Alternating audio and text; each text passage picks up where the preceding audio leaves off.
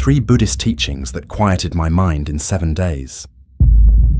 We're going to dive deep into 3 Buddhist teachings that completely transformed my mind in just 1 week. Yes, you heard that right. 1 week. I know it sounds almost too good to be true, but I promise you, these aren't just philosophical concepts you've heard everywhere. These are real, raw, and honest teachings that I personally integrated into my daily life. I went through the struggles, the breakthroughs, and the triumphs, and the transformation I experienced was nothing short of amazing. I can't wait to share these with you because they have had such a profound impact on my mind, and I believe they can do the same for you. Whether you're looking to find inner peace, reduce anxiety, or just make a positive change in your everyday life, these Buddhist teachings can help you get there. So grab a cup of tea, get comfortable, and let's dive right in. Trust me, you'll want to stick around until the end because these teachings aren't just theoretical. They are practical, actionable steps that you can start implementing today. Plus, I'll be sharing some personal stories and insights from my own journey, giving you a raw and honest look at how these ancient wisdom practices worked for me. So without further ado, let's get started. Teaching 1. Detachment. The first Buddhist teaching that changed my life was detachment. Now let me be completely honest with you. I was never good at letting go. I held on to everything. Relationships, outcomes, expectations, even material possessions. My attachment to these things was my security blanket, and the thought of releasing my grip terrified me. But I decided to give detachment a shot, and let me tell you, it was a game changer. I started by identifying what I was most attached to. For me, it was control. The need to know exactly how things would unfold in my life. I realized I was spending countless hours worrying about future outcomes I couldn't possibly predict. So I began practicing detachment through a simple breathing exercise. Each morning, I would breathe in and acknowledge my attachments, then breathe out and visualize myself releasing them. The first few days were brutal. I remember sitting there, trying to let go and feeling a knot of anxiety in my stomach. Was I giving up? Was this irresponsible? But I pushed through, and by the 3rd day, something incredible started to happen. I began to feel lighter, as if a weight had been lifted from my shoulders. Without the constant burden of trying to control everything, I found space in my mind for peace and clarity. I started to understand that detachment wasn't about not caring. It was about caring without clinging. This was a revelation. With this new perspective, I found myself responding to situations rather than reacting to them. When a project at work hit an unexpected roadblock, instead of spiraling into stress and worry, I was able to accept the situation and focus on finding solutions. Another surprising benefit of practicing detachment was how it affected my relationships. By releasing my expectations of how others should behave or what they should say, I created space for authentic connection. I was no longer disappointed when people didn't meet my unspoken expectations, and this led to more genuine, meaningful interactions. One personal experience that stands out was a conversation with a friend who had different political views than me. In the past, I would have been attached to changing their mind or proving my point. Instead, I practiced detachment, listened openly, and found that we connected on a deeper level despite our differences. Now, practicing detachment might not be easy at first, but I encourage you to give it a try, even if it's just for a week. Start small, maybe with something minor like your attachment to traffic moving quickly or your coffee being made exactly right. Notice your attachment, take a deep breath, and consciously let it go. You might be surprised at how liberating it feels and how much mental space it creates. It's not about becoming indifferent to life, but about engaging with it more fully without the suffering that comes from clinging. Teaching 2. Acceptance. Speaking of suffering, acceptance was the second Buddhist teaching that truly transformed my mind. Now, let me be upfront. I wasn't always good at accepting reality as it was. I used to resist difficult emotions, challenging situations, and uncomfortable truths. I would think, This shouldn't be happening, or I shouldn't feel this way. Sound familiar? But one day, I decided enough was enough.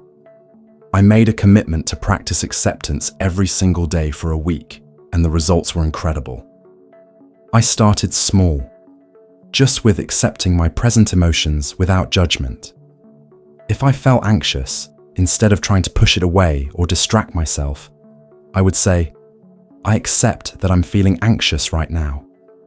It felt strange at first, almost like I was giving in. But as I continued this practice, something shifted. By the fourth day, I noticed that by accepting my emotions, they actually moved through me more quickly. They didn't get stuck and fester the way they used to when I resisted them. One morning, I remember waking up to pouring rain when I had planned an outdoor activity. My first instinct was frustration. This wasn't how the day was supposed to go. But then I paused and practiced acceptance. This is the reality of today. It's raining. As simple as it sounds, that moment of acceptance completely changed my experience. Instead of wasting energy fighting against reality, I redirected it toward creating a beautiful indoor day. I made tea, read a book I'd been meaning to get to, and ended up having a deeply restful experience that I wouldn't have had otherwise.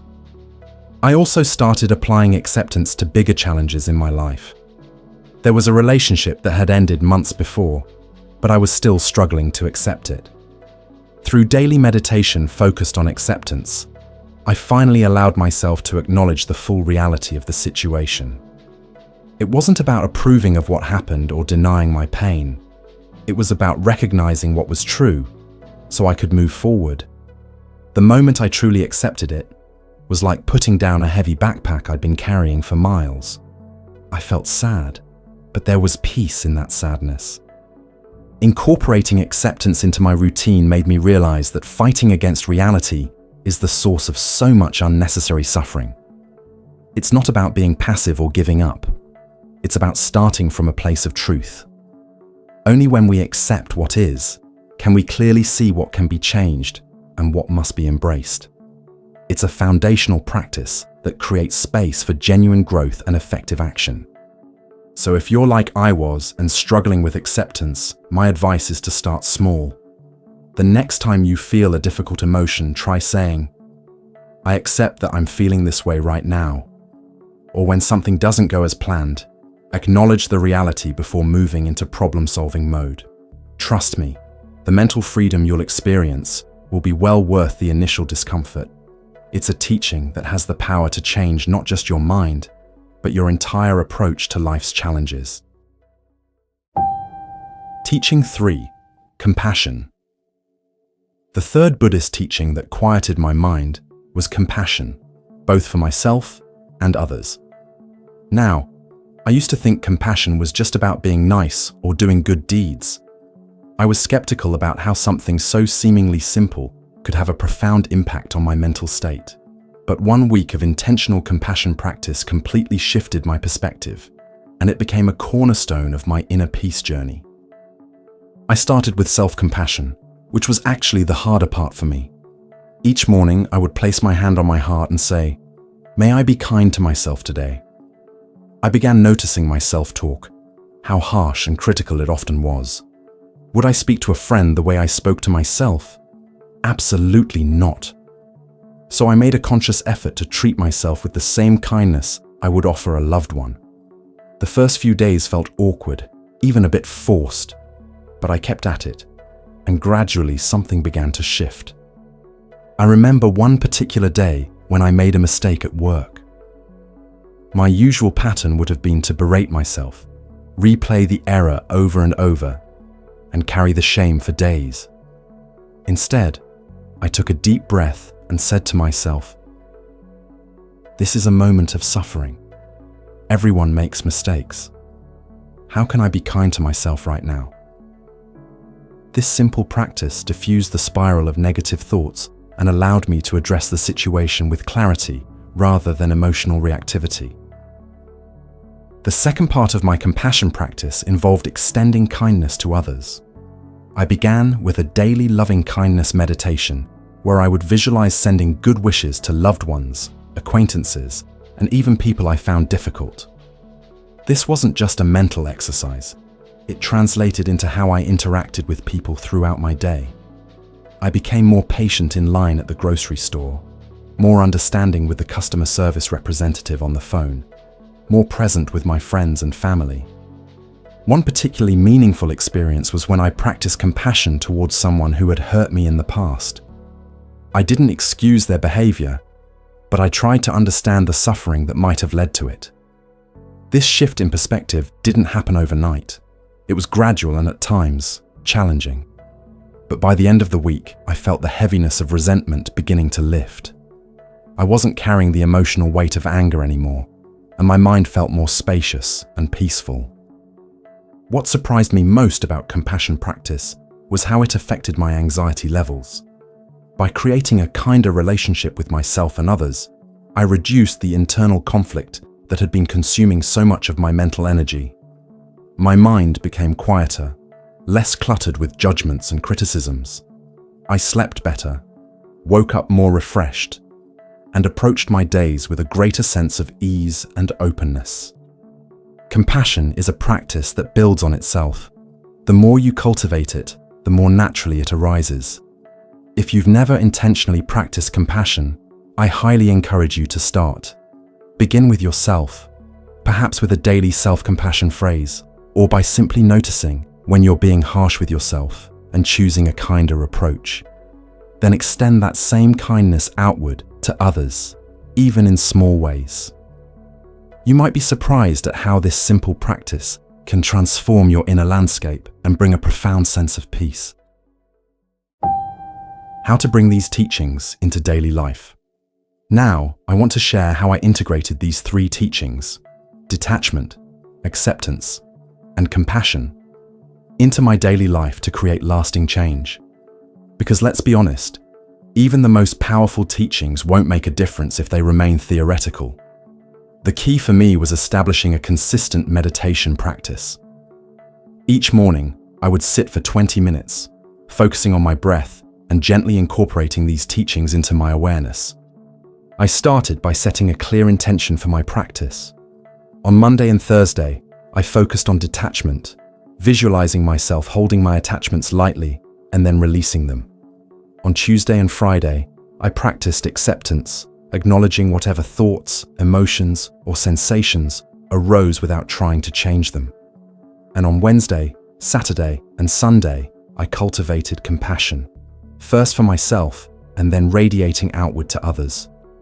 This structured approach helped me deepen my understanding of each teaching while creating a sustainable daily practice. The meditation cushion became my laboratory for exploring these concepts, but the real transformation happened when I brought them into my everyday life. I started using simple reminders throughout my day. A small stone in my pocket for detachment, a bracelet for acceptance, and a heart-shaped note on my desk for compassion. These physical cues help me remember to practice, especially in challenging moments. I also found it helpful to journal about my experiences with these teachings. Each evening, I would reflect on moments when I had successfully practiced them and times when I had struggled. This reflection helped me identify patterns and develop greater awareness. For example, I noticed that my attachment to control was strongest when I felt uncertain. My resistance to acceptance flared up around certain people, and my self-compassion waned when I was tired. Throughout this week-long journey, I experienced both breakthroughs and setbacks. There were moments of profound peace and clarity, where my mind felt truly quiet for the first time in years, and there were times when I fell back into old patterns, attaching, resisting, and judging. But what made the difference was my commitment to beginning again, each time I noticed I had strayed from the path. This persistent returning is at the heart of these Buddhist teachings, not perfection, but practice. By the end of the week, I noticed significant changes in my mental landscape. My thoughts were less frantic, my emotional responses more measured, and my overall sense of well-being had improved dramatically. The constant background noise of worry, judgment, and discontent had quieted, revealing a more peaceful state that had been there all along, just beneath the surface. What I found most empowering about these Buddhist teachings was their universality. They don't require you to adopt any particular belief system or religion. They're practical approaches to working with your mind that can complement any faith tradition or secular outlook. They're based on the simple truth that all humans experience attachment, resistance, and unkindness, and that there are skillful ways to address these universal challenges. As I continued to practice beyond that initial week, I discovered that these teachings had a cumulative effect. The more I practiced detachment, the easier it became to let go. The more I embraced acceptance, the less I suffered when facing challenges. And the more I cultivated compassion, the more naturally kindness flowed in my interactions with myself and others.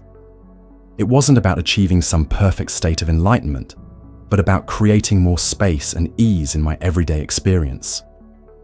One evening, about 2 weeks into my practice, I was sitting on my balcony watching the sunset. Without trying, I found myself fully present, not grasping at the beauty before me, but completely open to it, accepting its transient nature and feeling a warm sense of connection to everything around me. It wasn't a dramatic, mystical experience. It was quiet, simple, and profound. In that moment, I realized that these teachings had given me something precious, the ability to be at peace with things exactly as they are. This doesn't mean I never experience anxiety, resistance, or judgment anymore. Of course I do. I'm human. But these teachings have given me tools to work with these experiences in a way that creates less suffering and more freedom. They've helped me quiet my mind, not by suppressing or controlling my thoughts, but by changing my relationship to them.